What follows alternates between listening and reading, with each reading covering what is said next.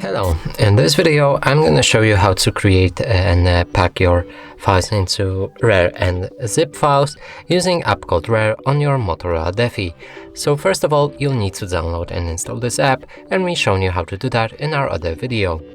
Now after you downloaded it and it's open, we'll need to locate the files.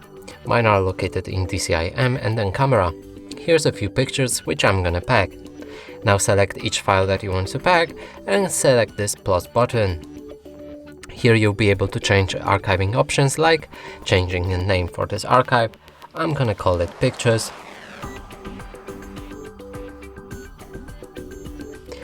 You can also change extension from RAR to zip. Here you can set a password for this archive. I'm gonna use it like 123. You can show the password if you're not sure that you typed it in correctly. Click OK to save that. I'm gonna use RAR just to make sure. Here you can delete files after archiving or create solid archives. In advanced you can find more advanced settings, and in the options there's more options. In the comment you can leave any comment about this archive. And now let's press OK, and that way we'll create this pictures.rar. And that's it for this video. Hope you like it. Please consider subscribing to our channel, leave a like and a comment below.